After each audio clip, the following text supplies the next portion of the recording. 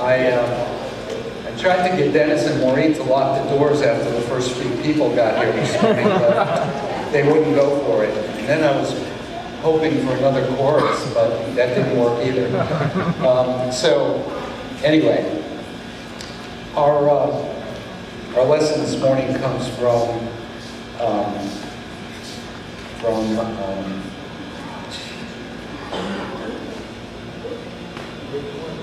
yeah, thank you. Luke 20, chapter 20, verse 41 to chapter 21, verse 4. Go ahead.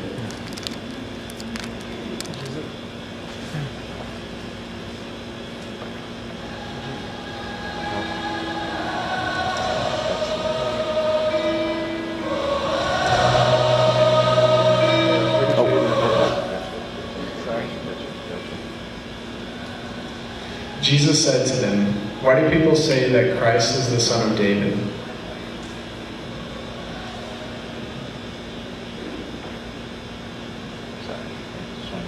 David himself says in the book of Psalms, 'The Lord said to my Lord, sit at my right hand until I put your enemies under your control.' David calls him Lord, so how can he be David's son?" All the disciples were listening. Jesus said to his disciples, "Watch out for the teachers of the law. They like to walk around in long robes. They love to be greeted in the marketplaces. They love to have the most important seats in the synagogues. They also love to have the places of honor at dinners. They take over the houses of widows. They say long prayers to show off. God will punish those men very much."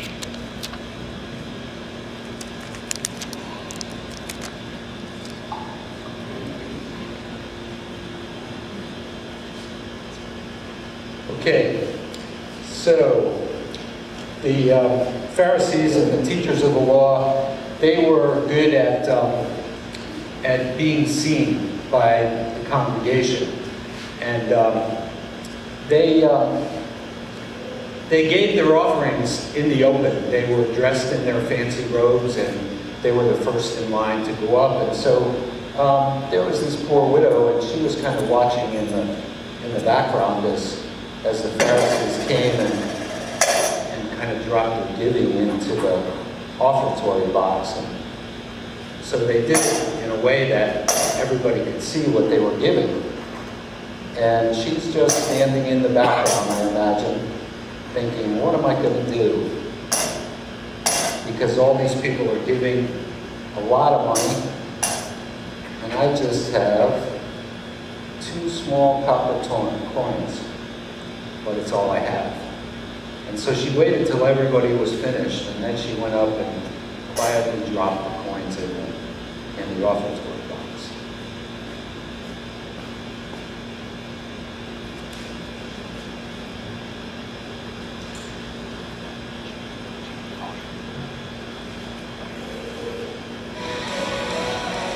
Yes?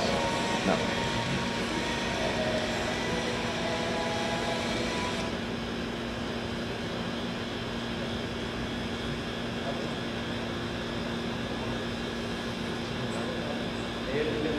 Put some money into savings. Imagine this bucket of water is your financial situation. Each one of us will face different choices concerning our finances throughout our lives. Some of us may be struggling to keep our heads above water as we face debt at every turn. Others may be right on the line with no margin for error. And still others may have even managed to put some money into savings. Oftentimes we allow these financial situations to order our giving for us. We give when we have plenty and hold back when times are tough. The book of Proverbs gives us a powerful truth when we view our giving based upon our bank statements. Proverbs 11:24 says that if we withhold what we should give, we will only suffer more want. Our first inclination when we hear this is to say that it cannot be true. But if we hang on to all our money, we will have that much more money to pay our bills. But the Bible doesn't concede this point. In fact, it tells us that only when we give freely, not hoarding our money, will we grow richer. By giving, we will end up with plenty, and if we try and keep it all, we end up not having what we need. What a paradox. And what a powerful motivation to give at the same time. Do you trust this promise? Do you believe that God rewards those who give in any circumstance? This is the one area where God tells us to test Him, and it's the one area very few of us actually do. We test His mercy as we run off like the prodigal son, only to find that He welcomes us back with open arms when we repent. And we are willing to test His patience with our habitual sins, again to find that He is slow to anger. So why not test His generosity, to see if He does not fulfill our every need just as He promises?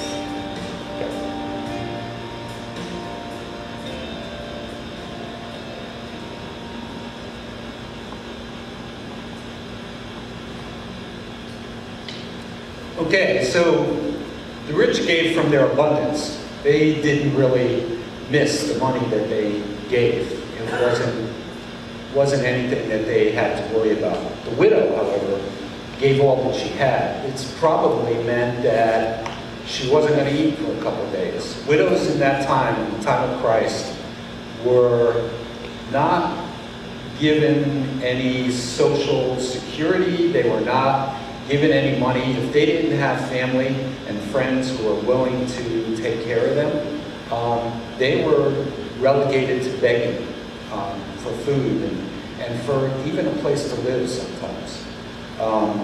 So I would question, do we consider our giving a great accomplishment out of our abundance, or do we give sacrificially?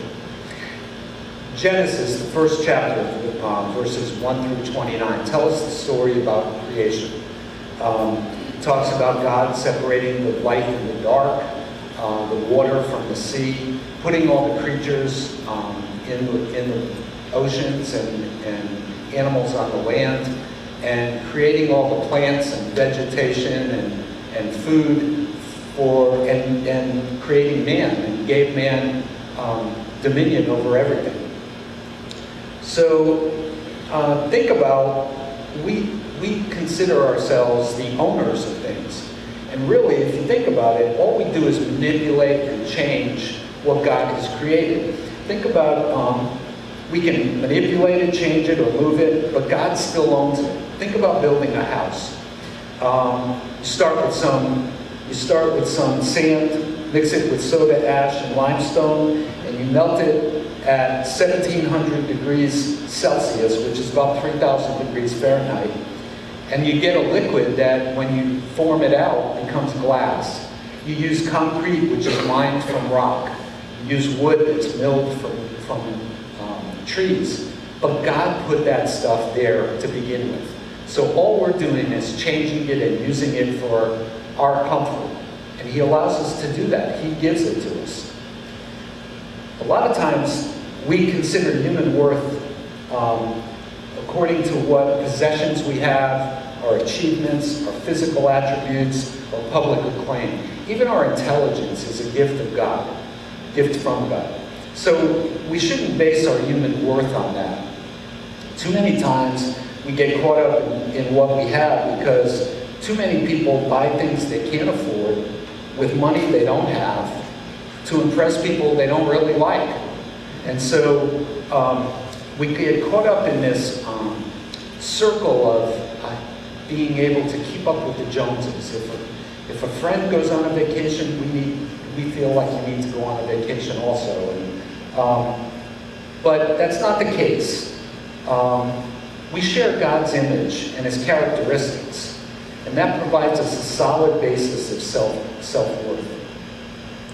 We can make a valuable contribution to our world and those around us because we have use of all our God-given gifts,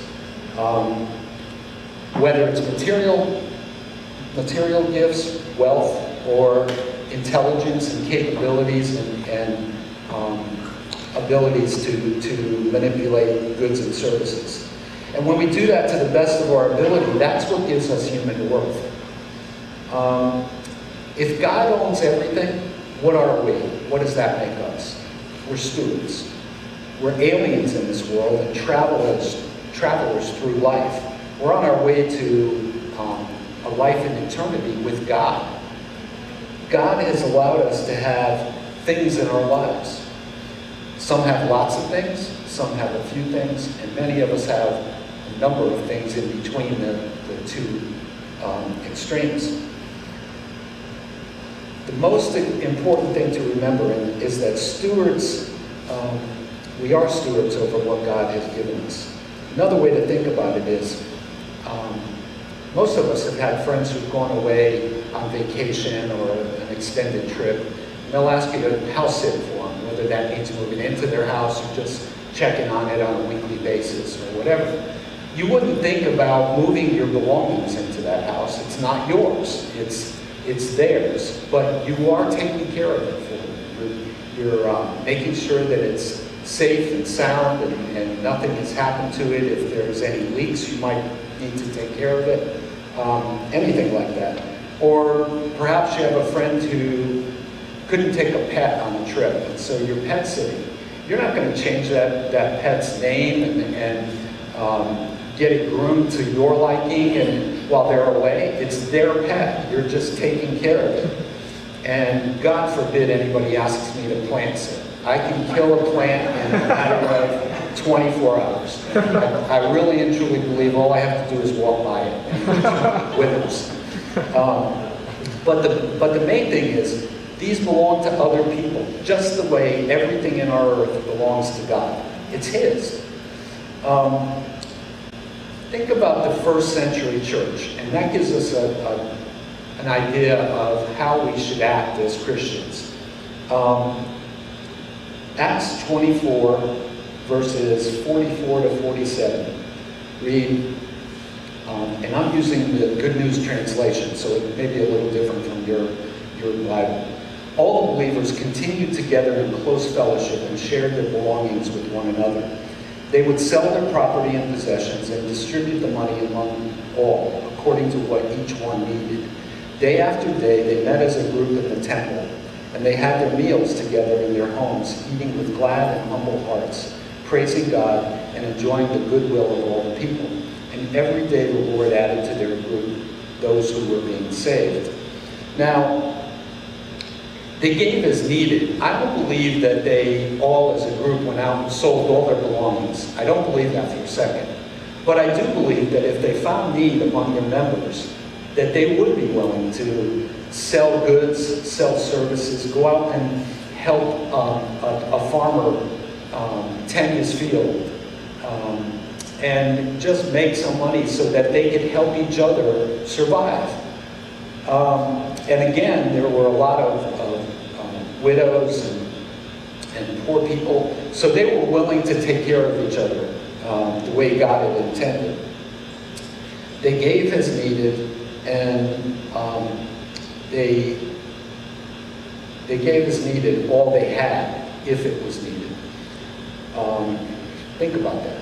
All they had. They were willing to give up everything for the sake of everybody else. They gave with glad hearts. There's no mention of a 10% tithe in the New Testament. That's an Old Testament law. And the New Testament church just gave us as the need arose. Deuteronomy 14:22 tells the Israelites to bring a tenth of all they have, all they've produced, whether crops or animals, and bring it to the place of worship. And if it was too far to carry their tithe, they were to sell it and bring the money, and then at the reception spot, they were to buy what they needed, whether it was wheat or produce, for a sacrifice, and consume it in the presence of the Lord. They were asked, that was the 10% tithe. That's where it came from. And again, it is an Old Testament law. Deuteronomy 16, verses 16 and 17, talks about a 3-time-a-year giving period. And it was tied to the festivals of unleavened bread, the festival of weeks, and the festival of tabernacles. And the Israelites had a 4-month period to which they could offer their tithes, which meant that if you grew a crop and it didn't come in at the time of the tithe, you had a 4-month period that you could bring it in. And then the next the next festival came up, and then again, there was another 4-month period where your tithes and offerings were collected. And they were always collected at the temple.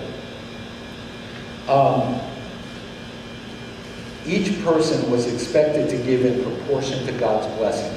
And again, that tied into the 10% tithe. If you had a bumper crop, you gave more. It may still be 10%, but you gave more. And if you wanted to give above that, that's fine. But when Christ came, he did away with the 10%. No longer was giving limited. He wanted us to do more, to simply meet a need. So while the Old Testament law was to give 10%, he wanted us to give over and above, whatever we were capable of doing. It's important to remember that tithing is an issue of trust, not money.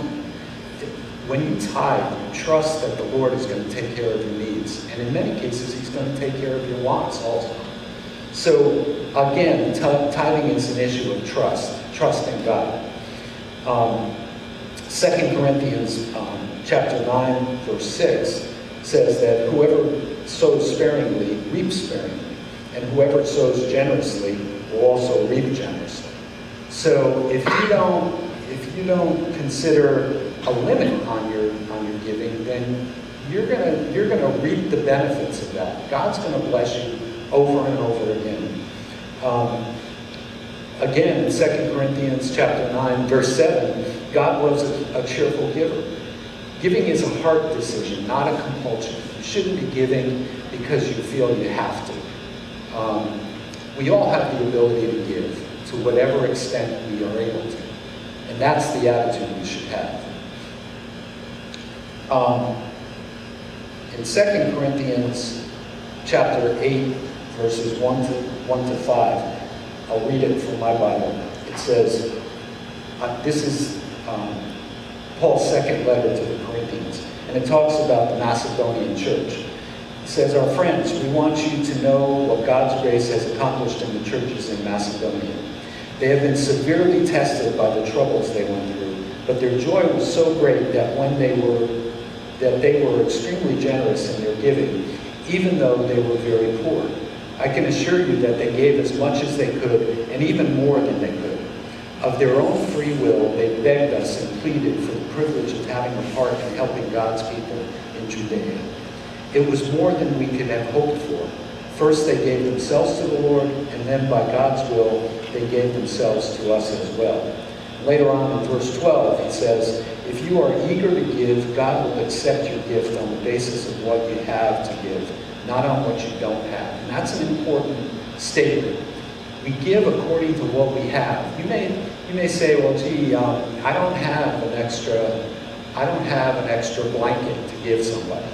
But boy, you have a place that you can invite them in to give them a meal, let them warm up, maybe even stay with you.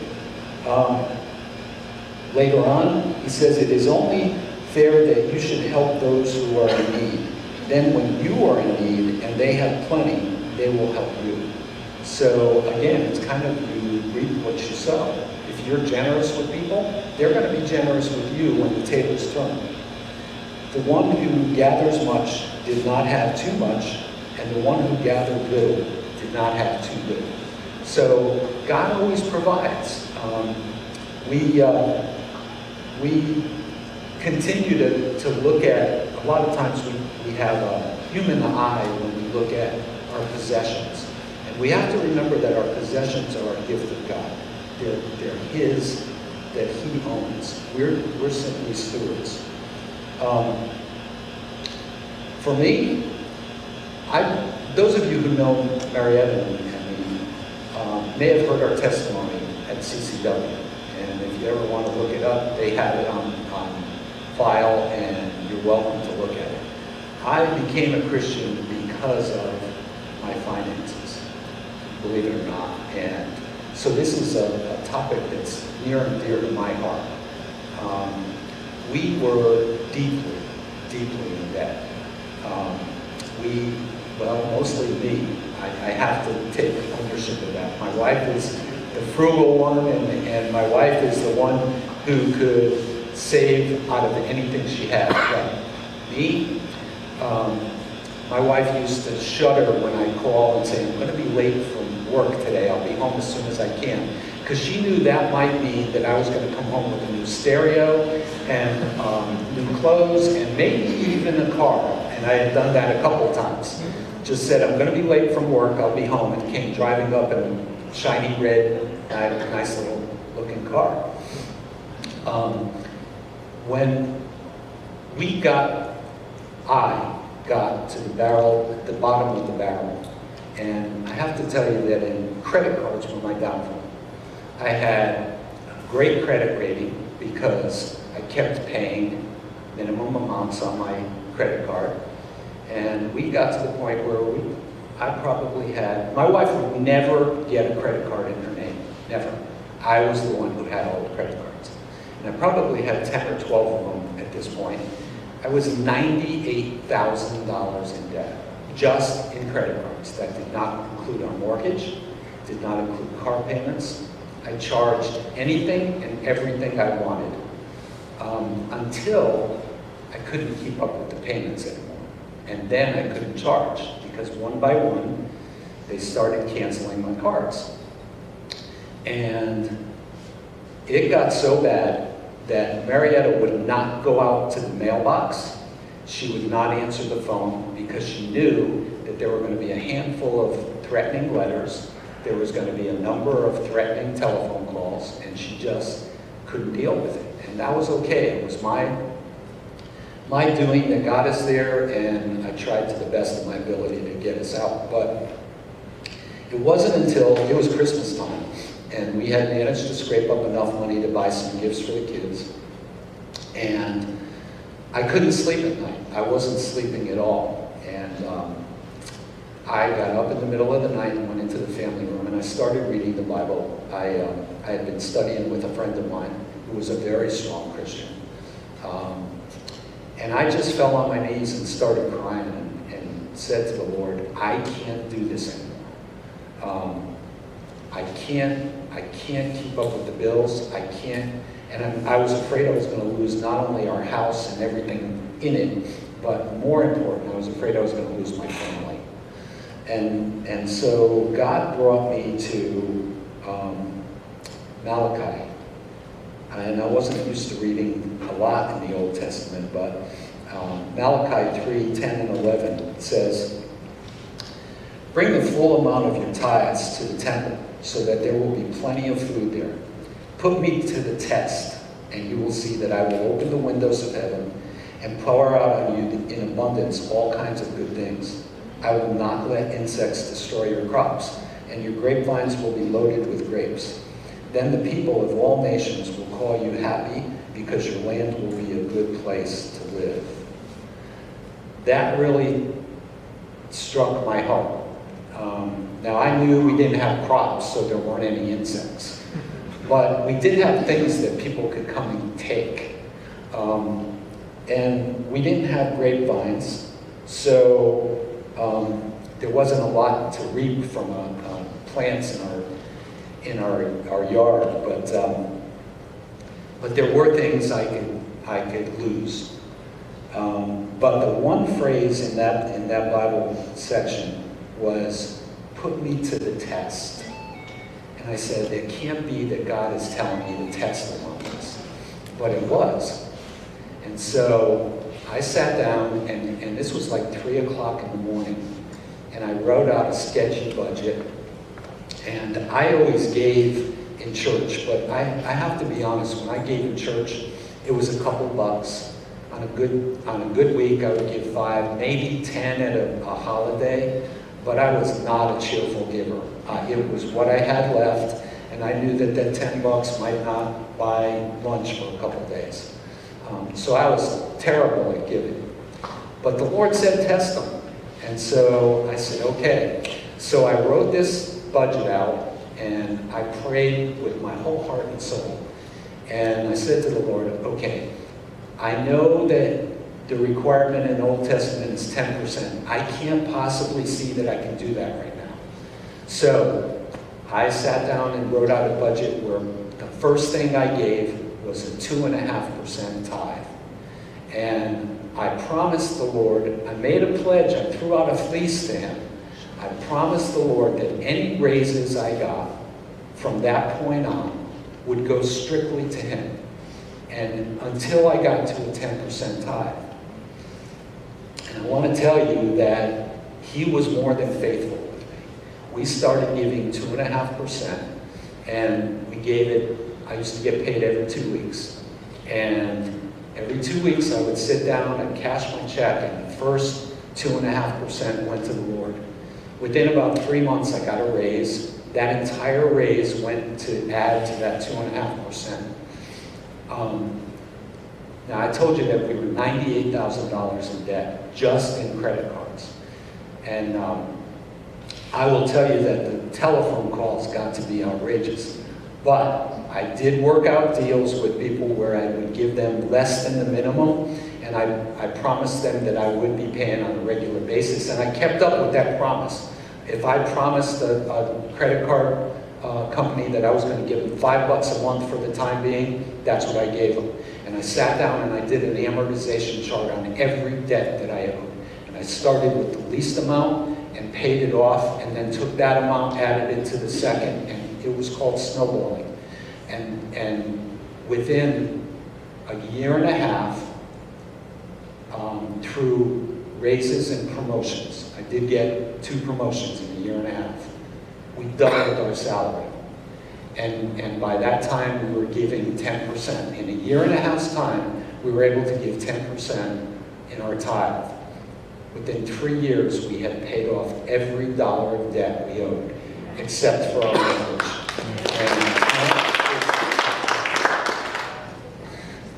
It's God's doing, not mine. You give him the glory. We were debt-free within 3 years. And so we learned the hard way, but we did learn that God is faithful. He's faithful in every promise he makes. And to this day, the first thing I do, when we first started making a budget, I have to tell you, it was a laborious undertaking. We would start sometimes on a Thursday night. We had to work on Friday, so we'd drop it after a couple of hours. We worked Friday night, Thursday night, Friday night, all day Saturday, all day Sunday after church, into Monday. And just, it was a tug of war. Sometimes Marietta wanted to do something with the money to pay off a debt, and I said, no, we can't afford it. We went back and forth. Today, we can do our budget in about 10 minutes. We're both retired, although Marietta does work a few hours a week. I think it's mostly to get away from me. But she does get a break from me. But we make half as much money as we did when we were working. And we live better than we have ever lived. God has been so faithful to us. We live debt-free. There's absolutely no debt in our house. We have been able to save money as retirees. We give wherever we see a need. We give over and above our tithe to the church. And if someone is in need, I will do my best to help them. We've had conversations with people about some of the people on the street who are holding signs that say, homeless, please help. I very, very seldom give money to them. But I will buy a meal for them. I will buy groceries for them and bring it back to them. God has repaid that 100-fold. I have to tell you that. There is nothing that I want and nothing. So we have,